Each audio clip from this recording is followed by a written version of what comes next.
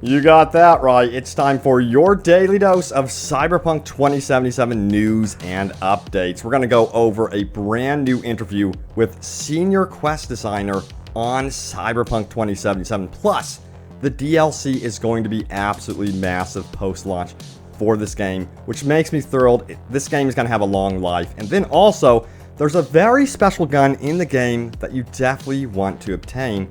And we're going to be talking about the animal life in the world of Cyberpunk 2077. Plus new car details about the PlayStation 5 and Xbox Series X versions of the game, the quest, and more. And yes, I'm going over your top comments. So leave a comment down below. It could end up in a future video. You never know. But welcome back. Hope everyone is doing good. Open World Games here. And let's do this. Alright, let's go into the DLC details. So this is from an interview with the senior quest designer of the game, and it comes from Collider. Check this out. It says, what are the DLC plans? And Patrick Mills of CD Projekt RED confirms, we're currently focusing on the main game, but you can expect something similar to The Witcher 3 Wild Hunt in terms of DLC treatment. That is huge news. You guys know that The Witcher 3 had extensive DLC treatment, so that makes me super hyped. I'm wondering if we will eventually get an entirely new map as well. We'll see. Not going to speculate too much, but it sounds like the DLC plans are very ambitious. Now also, it was confirmed there's a very special gun in the game that has yet to be revealed. Guns can be rewarded by special characters doing certain quests, but apparently there's some really rare guns in the game world. And the senior quest designer, he alluded to the fact that there's one in particular that you have to see in this game. And I'm so curious, it's killing me to know what this special gun is. And apparently they're going to have very special attributes and stuff like that. So I cannot wait. Alright, let's do this. Also, we got some news about the animal life in the game. You may have noticed that there's been some cats in some of the gameplay demonstrations and stuff like that, but this is what was confirmed. It is confirmed that you can pet the cat in the game, at the very least, and then CD Projekt RED did not want to reveal any more than that, but they did go on to say that pet ownership in this world is a huge luxury, as there are massive fees attached to owning cats. Now, can you have your own pet? We have yet to discover it, but it sounds like something is going on in Night City when it comes to animals. So, yeah, we have a lot to discover in this world when it comes to the animal life, and it sounds like it is very rough when it comes to pet ownership. It's not to say that you as a player can actually own your own pet or anything like that. That has neither been confirmed or denied by CD Projekt RED at this point. But I'm also curious, given the fact that there's a lot of cybernetics in this world, could we be running across some vicious pack of dogs that are cybernetically altered? I am so curious to see what is going on with the animal life in Night City. Alright, let's keep going. We've got some new details about the cars and vehicles in this game, so let's take a look. So you cannot keep your stolen cars, but you can also summon any car that you have previously purchased, and there are many quests in the game around obtaining new rides. And I'm thrilled to hear this. It doesn't sound like it's too difficult to summon your vehicle. One thing I could not stand about Red Dead Redemption 2 when playing at first, and it's super realistic that they did this, of course, but still, it was such a pain, is how you couldn't whistle to your horse at any time. I never understood why that changed from the first game, so I'm so thrilled to hear that getting around this world is very easy. And also, if you wanted to, you can explore the world in depth, you know, have certain rules in your own mind, like no fast travel and that sort of thing, which I personally like to do in a lot of cases so I can take in all of the world. More on that actually later in this video.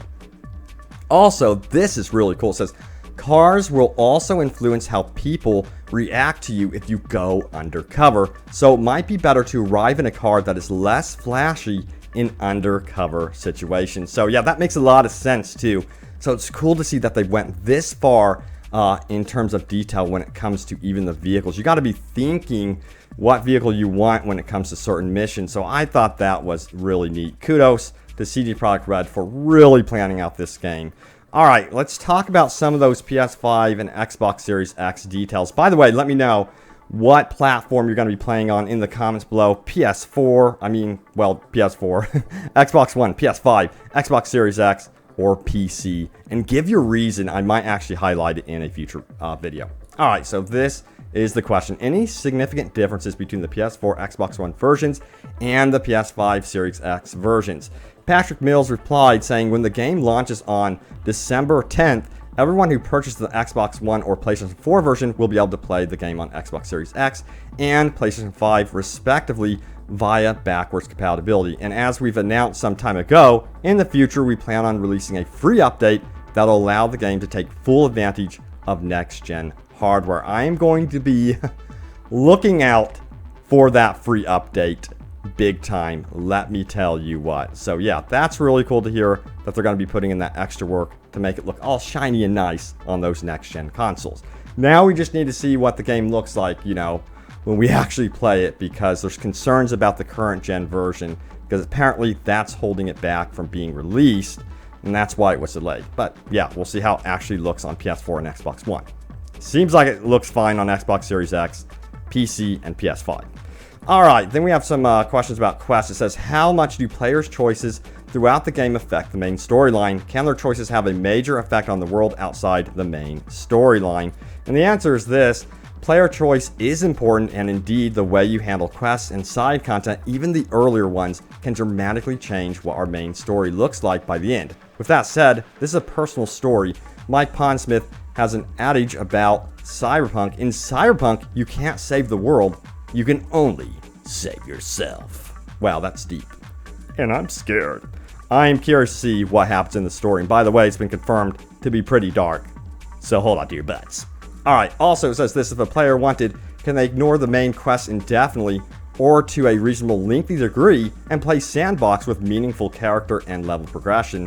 The response is this, absolutely. One of my favorite ways to play the game is to set my destination to a quest on the other side of the city and slowly make my way there on foot, taking in the sights and completing side activities along the way. And that is exactly how I love to play. So always hyped to see that one right there. Of course, if you want to fast travel or do something like that, you can do that, but I think this is the one game in particular where you're going to want to explore every nook and cranny, believe you me.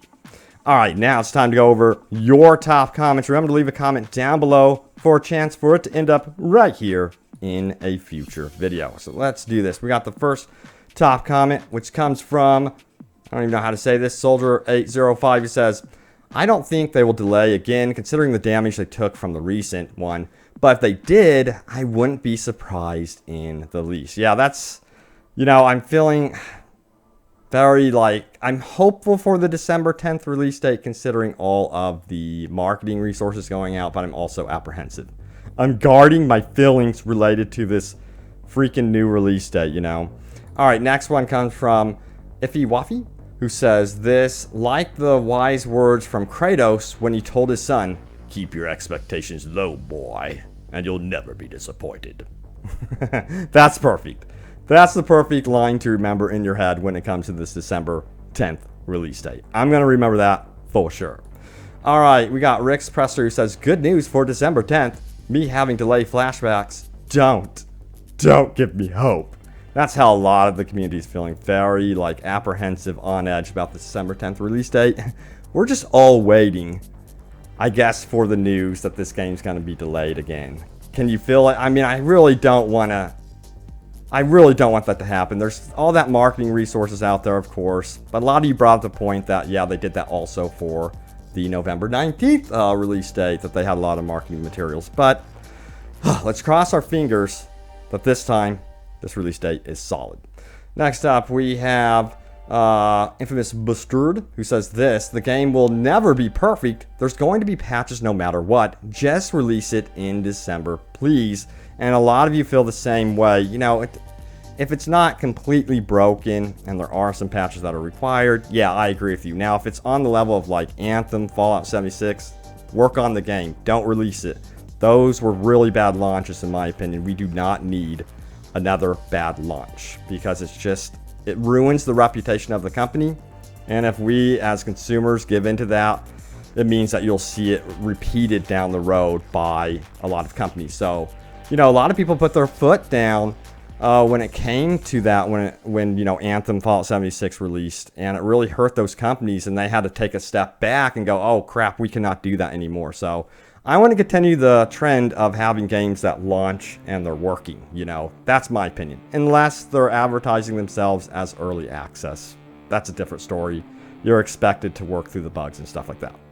All right, Harvey1408 says, it's gonna be a good Christmas season, boys. Wonder what Christmas in Night City looks like. That's a good question. I don't know if we will see seasons in this game, you know.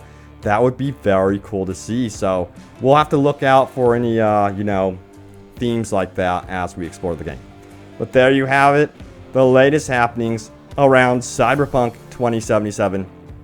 Thank you all so much for the love and support on the videos. Remember, if you are new, welcome to the Open World Games family. Don't forget to join by pressing that subscribe button, and by all means, turn on the bell notification button. But I'll be looking out for your comments in this video. You never know, your comment may end up in a future one. Thank you all, and I will see you next time. Take care.